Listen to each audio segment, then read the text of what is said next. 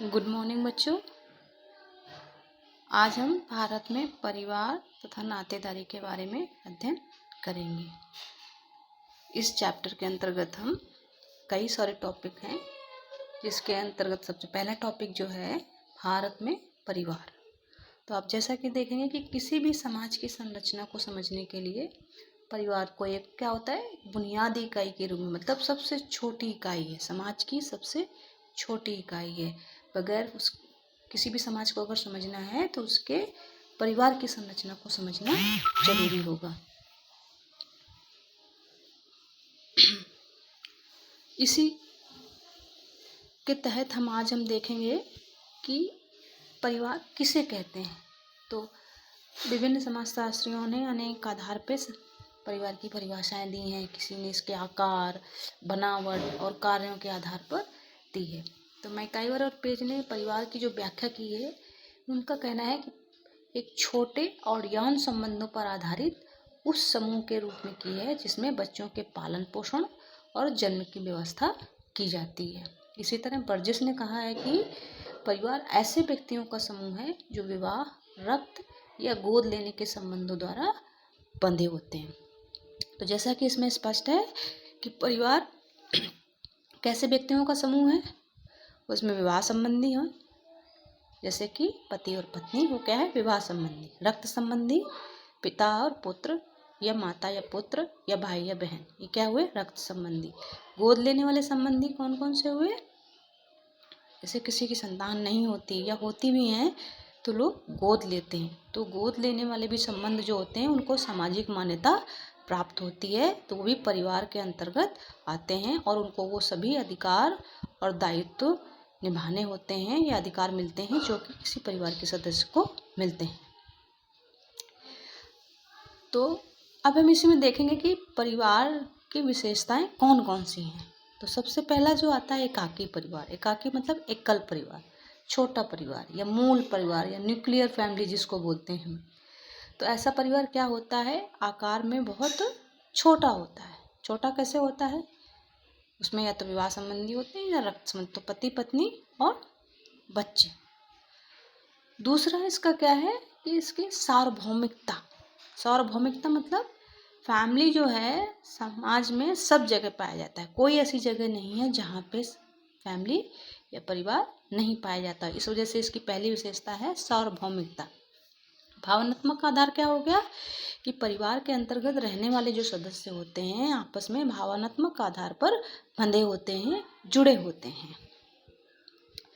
रचनात्मक प्रभाव क्या हो गया, रचनात्मक प्रभाव मतलब फैमिली के अंदर ही रह करके हम सारे वो वैल्यूज़, वो मोर्स, वो एथिक्स, वो नाम्स, वो शिष्टाचार सीखते हैं। बच्चों का समाजीकरण सबसे पहले कहाँ होता है, फैमिली। फैमिली ही एक ऐसी संस्था है जहाँ पे हम वो सारी चीज़ें सीखते हैं। छोटा आकार जैसा कि हमने बताया, पति पत्नी और बच्चे। और जो अगली विशेषता है इसकी क्या है, सामाजिक ढांचे में केंद्रीय स्थिति। केंद्रीय स्थिति मतलब केंद्र में, सेंटर में, जिसको सबसे ज़्यादा महत्व इम्पोर्टेंस दिया जाता है। क्यों, क्योंकि व्यक्ति के जीवन का सबसे अधिक समय कहाँ पे व्यतीत होता है, फैमिली। इसलिए समाज में सबसे जो केंद्र में स्थिति है, केंद्र में स्थिति उसी की होती है जिसका इम्पोर्टेंस सबसे अधिक होता है। तो इस वजह से फैमिली की जो स्थिति है वो समाज में सेंटर में है। अगली विशेषता है सामाजिक नियम। परिवार के अंतर्गत हमें, परिवार के अंदर अगर में रहना है तो उसके रीति रिवाज, शिष्टाचार, आचार विचार के जो नियम हैं वो सभी हमें फॉलो करने होते हैं। उन नियमों को मानना होता है। हम कहीं भी रहते हैं, किसी भी संस्था के अंतर्गत या सदस्य होते हैं या रहते हैं, तो वहाँ के नियमों को फॉलो करना या मानना आवश्यक होता है। बगैर उन नियमों का पालन किए हुए हम किसी भी संस्था के सदस्य नहीं हो सकते हैं। परिवार का स्थायी व अस्थायी स्वभाव से क्या तात्पर्य है, या अस्थायी, अस्थायी मतलब जो रहते हैं, जो हस्बैंड वाइफ, पति पत्नी।